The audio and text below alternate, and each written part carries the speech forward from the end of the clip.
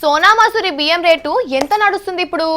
40 45 ఎంతనో 40 మీదనే ఉన్నది కదా. అందుకే చాలా మంది సన్న బియ్యంకి సెలవు చెప్పి కోపన్ బియ్యంకే చేయగొడుతుర్రు. ముక్కవాసన వచ్చినా గానీ వాటిని తిందామని డిసైడ్ అవుతురు కదా. ఇక కాసోంటోళ్ళందరికీ ఓ శుభవార్త. కోతలైనవి, కొత్త బియ్యం వచ్చినాయి, అగ్గోకు దొరుకుతాయి. ఇప్పుడే కొనుక్కోవాలని ఎవరైనా పైసలు పట్టుకొని బజారు పోతే ఏముంటది? 20 రూపాయలని ఇంటికాడ అనుకొని ఇట్లా పోతారో లేదో, బజార్కి వచ్చే వరకల్లా 40 రూపాయలు అవుతుంది ధర. అడిగితే ఇయ్యాలనే పెరిగింది, ఇప్పుడే పెరిగింది అంటారు. అంటే అప్పటికే బియ్యానికి నల్ల రంగు అంటుకొని ఉంటది. నల్ల రంగు అంటే బియ్యం నల్లగావుడు కాదు, ధరలు పిరమవుడు అన్నట్టు. ఇక ఏ రోజుకా రోజు కిలో బియ్యం కొనుక్కొని తినేటోళ్ళ ముచ్చట్నైతే చెప్పనే వద్దు. వాళ్ళు ఎవ్విస్తే గవ్వే వండుకోవాలి. ఎంత అంటే అంతనే చేతిలో పెట్టి రావాలి.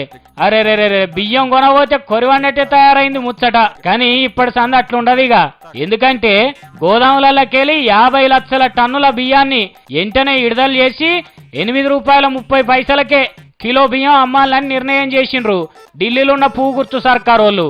అదొక్కటే కాదు, పప్పు, చింతపండు, నూనె ఇట్లా ఏది అక్కరున్నా గానీ బయటి దేశాలలో ఏడు అగ్గోకు దొరుకుతాయో ఆడ తెచ్చుకోండి, కావాలంటే మీకు అప్పులు ఇస్తామని రాష్ట్రాల సర్కార్లకు చెప్పిండ్రు.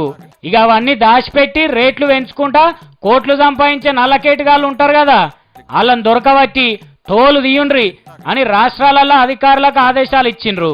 మరి ఇట్లనే ఇడిచిపెడితే పేదోనికి తిండే దొరకకుండా అవుతుంది అనుకున్నారో, సర్కార్ కృషి కిందికి నీళ్లే వస్తాయి అనుకున్నారో గాని మొత్తానికి ఇట్లా చేస్తున్నారు.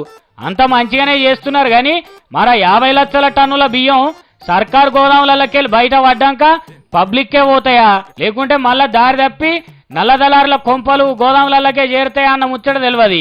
అట్లాగిట్లా అయితే వాళ్ళతోనే వాళ్ళ కంట్లోనే ఓడ్చుకున్నట్టే అవుతుంది ఢిల్లీ సర్కార్ వాళ్ళ పని.